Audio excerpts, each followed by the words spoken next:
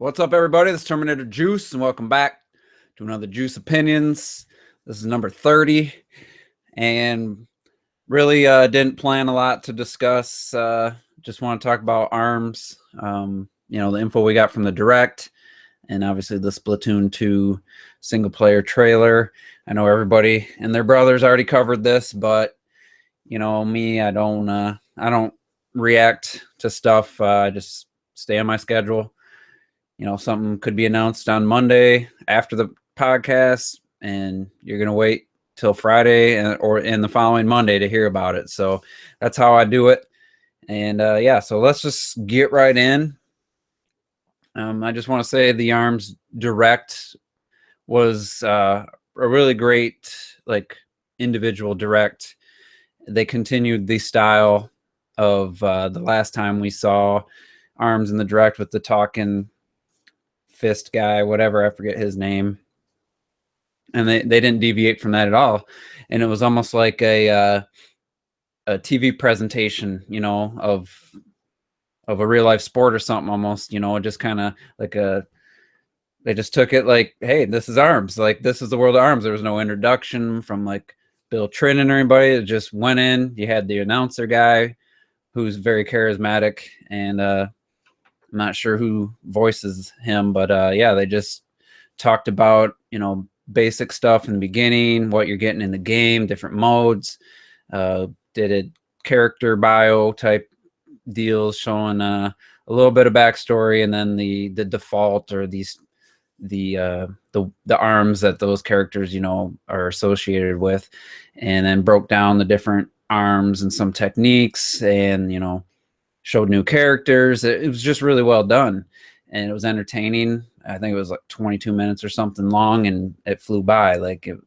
I was engrossed and entertained the whole time. So just overall, it was just a great little Direct. Is Mario Kart 8, even back in the day, 3 years ago, that was a good Direct. That one was funny. Had the little throwbacks and quiz of the past games and stuff. And to me, like this ARMS one, it wasn't the same format, but it was probably the best individual game Direct since that Mario Kart 8 one back in 2014. So that was awesome. And then breaking down the characters, getting a little bit of a bio on them, a little bit of backstory. It's just, they are so unique, each of the 10 now characters, other than Ribbon Girl and Springman, kind of looking similar, I guess, from a color scheme standpoint. Everyone else is just completely unique. And it's like Nintendo just created 10 completely brand new and unique characters to their universe.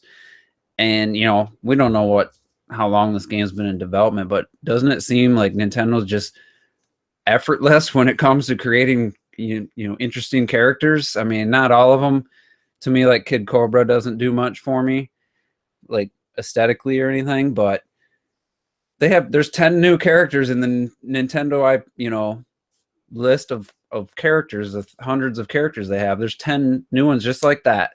And I don't think really anyone's talked about that. Like, yeah, we saw them, back January 12th, but we saw the 5, and then we saw a couple more since then. But to me, it's just like, it just hit me like, there's 10 brand new Nintendo characters in the universe right now. Like just like with Splatoon. Well, Splatoon added Inkling Boy and Girl and Callie Marie, and then the Octolings or whatever they haven't really tried to utilize them, which I think they should with amiibos, and I think they should be playable. But as far as like just brand new characters, like Smash Brothers use characters that already existed. Mario Kart used characters that already existed.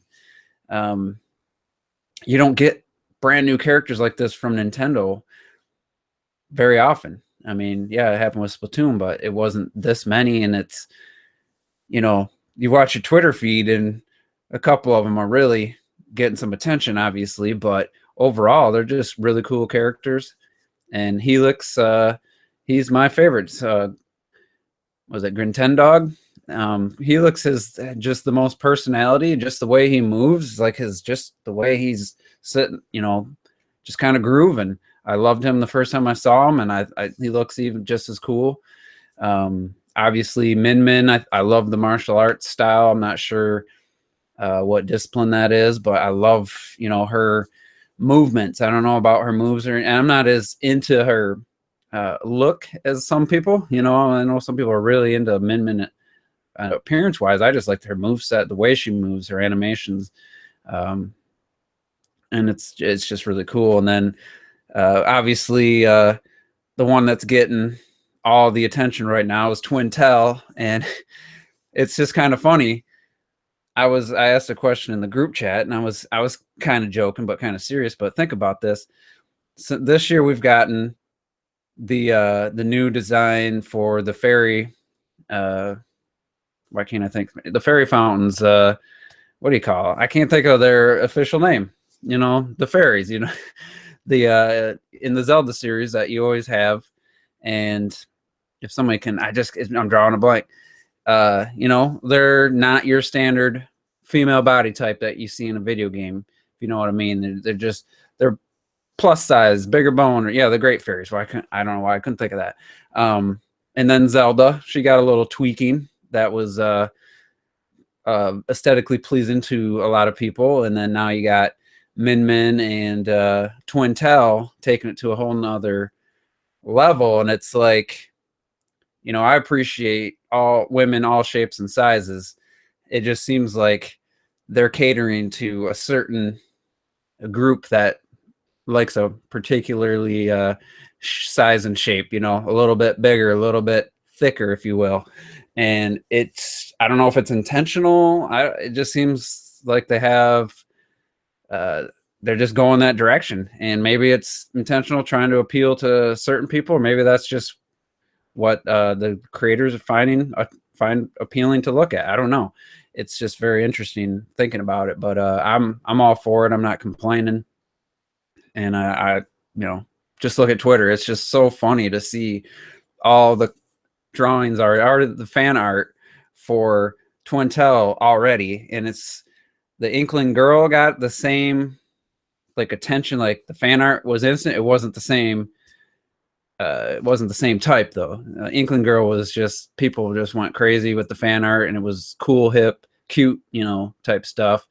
Twintelle is definitely, you know, all about that ass. So as Megan Trainor would say, all about the bass. And it's interesting. I don't know if that's something intentional or not, but I definitely see people are really liking it, I guess. Best way to put it. So, but yeah, it's like I said, each character is so different in the game that it's just like you'll find somebody you can identify with or just find interesting or appealing to look at. And the movesets, you know, it seemed at first like it was just going to be kind of basic. You punch, they punch, you dodge, but with the different arms and the different attributes and the charging and then the different game modes, it's really looking like like they kept saying how deep it is, you know, the depth of the game at E3, or not E3, but the Treehouse after the January 12th event. And it's like, yeah, you're saying it, but let's see it. And it's like every time I've seen the game, at first I wasn't super impressed, and then the Treehouse is like, yeah, that looks cool, and the visuals are really impressive. I love the art style. And then we've seen some more new characters, and we've seen, you know, the direct that happened not that long ago. And I was just like, yeah, every time I see this game, it's more interesting to me because I'm not a huge fighting game fan. You know, in general, it took 4 Smash Brothers for me to really start getting into Smash Brothers, and I haven't owned a fighting game since the Xbox 360 back in 2008. I bought Dead or Alive 4, and I really enjoyed that. But you know, those types of games are most fun with someone sitting next to you and couch co-op type of stuff like the old arcades. But so ARMS was never like a surefire purchase for me until now. Like there's no question about it now. The different game modes, you know, the basketball one, the volleyball one, who knows how much I'll play those, but they look interesting. And then just the game itself, the 2-on-2, and you know, the ranked for the serious players, and everything I've heard about the motion controls, no one seems to have anything negative to say about it. It's just looking like a really solid game. And getting the global test punch, what is it, 6 different days for if you're in North America, there's those 2 extra days, and getting to try it out. And they just announced it's basically going to be the characters we knew about before this last direct. So interesting that they're going with 7 characters instead of like 2 or 4, which I thought they would do. Getting everybody but Twintelle, Bark and Bite, and Kid Cobra. So Min Min in there, Helix. I'll definitely be playing as Helix and Min Min probably most. Starting next Friday. I don't know the times or anything, but I mean, that's just another awesome thing that shows that they're confident to let people play this game before it comes out, and also want to test. Obviously, they're probably going to do a stress test on their servers, but if any questions about, well, this game might not take off, who knows, people will like it. Maybe just wait and put the game out and hope people buy it. But no, they're letting you play it 6 times before it comes out. And that's going to really be, for me, that'll be the final determination. I haven't pre-ordered the game yet. And yeah, so I'm going to wait until I try it. But it has got me really questioning if I want to keep my pre-order for Ultra Street Fighter 2 now. I haven't owned a Street Fighter game since Street Fighter 2 Turbo on the Super NES. And I played that one a couple years ago, that very version. I haven't really played a Street Fighter game since then. Super Street Fighter 2 on the Super NES, I didn't like the new characters really. So I'm just like, yeah, it's $28 I'm spending on it. I'm sure I'll have some enjoyment, but with ARMS coming a couple weeks, 3 weeks later, it's like, I don't know, man. I might just rather put that money towards ARMS. I'm not sure. I'm kind of torn because I think once ARMS comes out, I think Street Fighters become kind of irrelevant to me. So we'll see. But anyway, getting back to ARMS, the modes and stuff look great.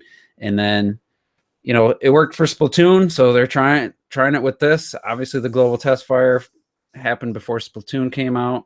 Now we're getting the global test punch for ARMS. And then once the game comes out, there's going to be free DLC, free updates, they call it. It could be on the cartridge, or it could already be there, but get new characters, new stages, new ARMS. I mean, what else can you ask for? It's funny, when this happened with Splatoon, people just went off the rails crying and bitching, well, this isn't a full game. Well, with Splatoon 1, yeah, it maybe isn't quite the same. There wasn't quite as much content compared to ARMS, but it's basically the same scenario. They didn't announce like some new mode or anything coming later, but like the squads in Splatoon, but they're following the same formula. And I think it was a proven formula. It worked once. They're going to try it again. We'll see. I don't think ARMS is going to be as popular as Splatoon, especially in Japan. But ARMS gets a month or like 5 weeks of breathing room before Splatoon 2. And I think it looks great. I love the character designs, like I said, the art style, the colors. And then Digital Foundry did a tech analysis, and the game's full 1080p, 60 frames per second, docked, single player. It's 900p, 60, 2-player split screen. And in an hour of playtime, never even hinted at dropping below 60 in either mode.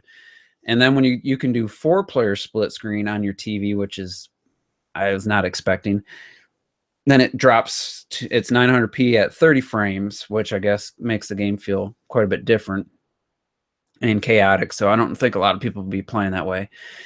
But undocked, 720p, 60 single player, 720p 60 split. And then I don't know about the 4-player. I don't know how you could play that 4-player if it's even an option. And they said rock solid and a really good looking game. Obviously it's not the most realistic approach and anti-aliasing and all that, but it's a good looking game. And it's nice to know, because some people are saying early reports were, oh, it's only drops to 30 in split screen. Well, they didn't specify. It's only in 4-player split screen. 2-player split screen, it's 100% 60 all the time, no matter what. So that's really cool. It's good to know, and it's a good looking game. So the Switch, obviously, let me fix this. It keeps flickering. The Switch is obviously more capable than people were thinking in the beginning, and that's pretty evident. You know, a fighting game's not as demanding as like a Zelda or something, but it's good news. Looking forward to it. I'm definitely going to get it, unless, you know, playing the Test Punch terrible experience or something. But I'm pretty much guaranteed at this point picking up ARMS, and it looked great. And I love, you know, Nintendo's just not letting up. They're going to have to, hopefully they're manufacturing a lot of Switches right now. I mean, they're still replenishing. They had that April MPD, you know, the Switch in North America sold 280,000. So that's quite a bit, a lot more than people probably thought. They're definitely not short supplying themselves on purpose, and it'd be interesting to know what they would have sold if they had more. But ARMS definitely will, I think, will push some systems. But Splatoon 2, which they ended the direct with a trailer for the single player, they better have like 1 million Switches ready for the launch of Splatoon 2. Probably about 500,000 just in Japan. I could see this, if they had the stock, I could see the Switch, Splatoon 2's launch, selling as much as the Switch did at its March 3rd launch. I think it could equal that number or beat it. That's how excited people are for Splatoon 2, especially in Japan. And then you see all the bundles. You see that you got the Joy-Cons. Was it like a pink and green? And then you got a Pro Controller colored version. They got bundles with the game, with all the controllers. And I mean, they're just selling out like crazy in Japan. Nintendo, you better have some Switches manufactured and be ready, because I've said this since probably once Splatoon 1 was like at 3-4 million, and then saw the numbers in Japan were equal to the US. I said the Splatoon 2 is going to be the biggest launch for any Nintendo game in history when that comes out. I didn't even know the Switch was in existence. It was the rumored NX at the time, and who just speculating on a Splatoon sequel coming someday. And I still stand by. There's nothing that's changed my mind. And Mario Kart 8 Deluxe sold like 400 some thousand in the US. I think Splatoon 2 will do close to that in the US, and I think in Japan it's going to be just massive. Europe, I think, is finally coming around to the Switch a little bit more with a fighting game like this. You know, you got you know, stuff like FIFA coming in the fall. You know, we're still not getting the big third-party games like Destiny 2. Like, they gave some dumb reason why it isn't coming, but I really think July 21st. I think a lot of Switches are going to sell. If Nintendo has them manufactured and they're on the store shelves, I think it's going to actually beat the launch day of the Switch on March 3rd, which is very, maybe not super bold, but I think it's a pretty bold statement, and I think it's going to happen. So looking forward to that. But let's get on to the single player. This trailer was reminiscent of the Splatoon 1 single player trailer in its kind of style, but so much more creativity on screen here. Just the enemies, the levels themselves, the bosses, the music, even the little beginning with Marie, that was funny, where the girl didn't know who she was, and you know, the humor was there. The level design looked awesome. It looks like you have a lot more customization in the single player, and it looked just amazing. The music was just typical amazing Splatoon music, weird, catchy, you know, just different. And I'm just like, yep, getting Splatoon 2 now. No questions about it. Like, that single player looks so awesome. So yeah, I mean, it's just good to see that, you know, the creativity wasn't all wasted on the first game, that there's a lot left in the tank. You know, 'cause they had those bowling balls rolling around with the dudes coming out of the holes, and it looked really good too. Like, it it looked like a way bigger improvement over Splatoon 1 than what I've seen so far, especially with the global test fire we did. It looked significantly better in every aspect, really. And I'm excited, really excited to play it. And, you know, hopefully it's a little bit longer. I know they said it was going to be very similar, but I'm hoping that it's going to be longer and something with more replay value, not then other than just the final boss, which was, you know, I played 3, 4, 5 times, whatever, on Splatoon 1. I definitely want to play that boss again. You know, I still think about how awesome that was. But the game looks great. The accessories look cool so far. Nothing confirmed in the US, but come on, it'll be there. The Pro controller looks pretty cool. I would have preferred the light blue and orange. Those are my 2 favorite colors in Splatoon. If you know, it's like a really bright, light colored blue and a really awesome orange. I think those would have been a better option. I might even went ahead and bought them if that's the case. But I'm not a Joy-Con boy like that. I don't mind them like separate, but other than that, I'm not super. I don't really play with the Joy-Cons too much. But yeah, it looks good, and it was a great way to end the direct, you know, for ARMS, to throw that in there, and Nintendo making headlines. Then you got the embargo lift. People could report on ARMS. I had IGN and stuff had gameplay videos and stuff. Everybody seems to be liking it, so it's really exciting. To, like I said, 10 new Nintendo characters are in the existence, and there's gonna be more. And when have we ever got that many new characters from Nintendo at once? It's been a long time, if ever. So that's all good stuff. And yeah, like I said, can't wait. And the test fire, hopefully we'll see what options there are. I don't know if you'll be able to play with friends or not. We'll see how that works, if it's going to be randoms or, you know, 2-on-2, if there's going to be different options. It'd be really interesting to find out. I wish you could at least get in there and, like, there was some kind of control demo thing you could do now, and like just a very basic thing to kind of get grips with the controls while we wait. I mean, I think that would have been cool, but they didn't. And yeah, so yeah, I really don't want to take up too much time tonight. One of my favorite shows, 12 Monkeys season 3's starting up tonight in in an hour or so. I got some stuff I need to take care of. But yeah, there's a lot to talk about. In the next podcast, we'll cover more of this. The Destiny 2 developer, excuse for not making a Switch version. Then I want to talk about the Thumper. Came out on Switch. Another great port, very solid port. Came, from PS4 and Xbox One, I believe. Maybe it was just PS4. Come to the Switch, and almost minimal compromise and great performance. So we'll talk about all that stuff on Monday. Retro Death will be there, and yeah, we'll probably spend another 2.5 hours talking about these topics and anything else that pops up. And then the following week, we'll probably start some E3 predictions and thoughts stuff. So yeah, I'm going to get on out of here. So thanks everybody for tuning in live. Really appreciate that. And anyone watching this later on, yeah, feel free to comment. And yeah, we'll see you next week.